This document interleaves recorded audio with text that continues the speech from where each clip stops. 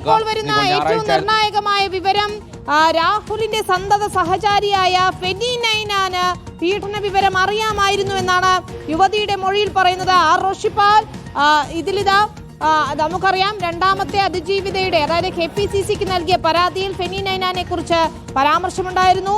മൂന്നാമത്തെ അതിജീവിതയും ഇപ്പോൾ നൽകുന്ന വിവരം അനുസരിച്ച് ഫെനി നൈനാന് പീഡന വിവരം അറിയാമായിരുന്നു എന്നാണ്. ഇപ്പോൾ ഇതാ ജി പൂങ്കഴലി തന്നെ ഇപ്പോൾ പത്തനംതിട്ട AR ക്യാമ്പിൽ എത്തിയിരിക്കുന്നു. ജി പൂങ്കഴലി എന്നതാണ് അതിജീവിതയുടെ മൊഴി നേരിട്ട് ജി പൂങ്കഴലി രേഖപ്പെടുത്തിയ വിവരങ്ങൾ കൂടി പുറത്തു വരുന്നു. ജി പൂങ്കഴലി SIT പ്രത്യേക അന്വേഷണ സംഘത്തിന്റെ ചുമതലയുള്ള ജി പൂങ്കഴലി തന്നെ നേരിട്ടെത്തുന്നു രാഹുൽ മാങ്കൂട്ടത്തിൽ MLA ചോദ്യം ചെയ്യാൻ. റോഷിപ്പാൽ, തീർച്ചയായും നിർണായക നീക്കമാണ്. അന്വേഷണ സംഘത്തിന്റെ മേധാവി പൂങ്കുഴലി ഇപ്പോൾ അടൂരിലെ ക്യാമ്പിലേക്ക് AR ക്യാമ്പിലേക്ക് എത്തുന്നു. ചോദ്യം ചെയ്യുകയാണ്. രാഹുൽ മാങ്കൂട്ടത്തിലെ ചോദ്യം ചെയ്യാൻ നേതൃത്വം നൽകാനാണ് AR ക്യാമ്പിലേക്ക് പൂങ്കുഴലി എത്തുന്നത്. കാരണം പെൺകുട്ടിയുടെ മൊഴി രേഖപ്പെടുത്തിയത് പൂങ്കുഴലിയാണ്.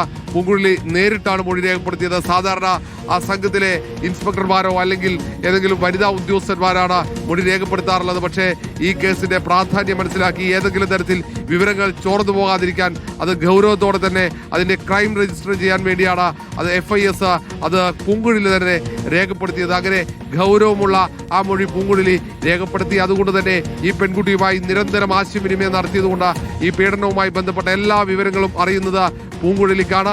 അതുകൊണ്ടാണ് വിശദമായ ചോദ്യം ചെയ്യലിന് പൂങ്കുഴലി എത്തുന്നത്. ആദ്യത്തെ രണ്ട് അതിജീവിതമാർ അവരുമായും നിരന്തരം പൂങ്കുഴലി സംസാരിച്ചിട്ടുണ്ട്.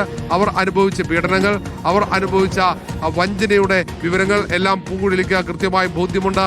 അതുകൊണ്ട് പൂങ്കുഴലിയുടെ ചോദ്യമുനയ്ക്ക് മുന്നിൽ രാഹുൽ മാങ്കൂട്ടത്തിന് കൃത്യമായി കാര്യങ്ങൾ മണിമണി പോലെ പറയേണ്ടി വരും. മാത്രവുമല്ല, രാഹുൽ മാങ്കൂട്ടത്തിന്റെ മൊബൈൽ ഫോൺ ഏറ്റവും പ്രധാനപ്പെട്ട തെളിവാണ്.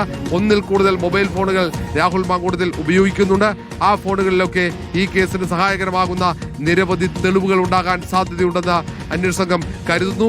അതുകൊണ്ട് തന്നെ ആ ഫോണുകളൊക്കെ കസ്റ്റഡിയിലെടുത്ത് അത് ശാസ്ത്രീയ പരിശോധനയ്ക്ക് വിധേയമാക്കും. അത് ഫോറൻസിക് ലാബിലേക്ക് അത് അയക്കും. അങ്ങനെ വിശദമായ പരിശോധനയിലൂടെ രാഹുൽ മാങ്കൂട്ടത്തിനെ കുരുക്കാകുന്ന എല്ലാ തെളിവുകളും ശേഖരിക്കാൻ തന്നെയാണ് അന്വേഷണ സംഘത്തിന്റെ തീരുമാനം. കാരണം അതിക്രൂരമായ പീഡനമാണ് യുവതികൾ ഏറ്റുവാങ്ങിയത്.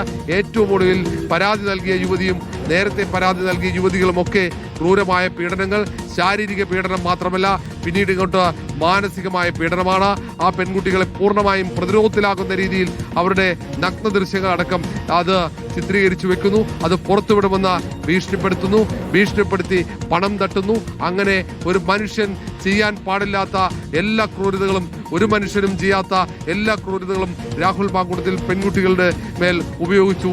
അവർക്ക് ആ ക്രൂര പീഡനത്തിന് പെൺകുട്ടികളെ വിധേയമാക്കിയതാണ് ഏറ്റവും പ്രധാനപ്പെട്ട കാര്യം. വിനീത.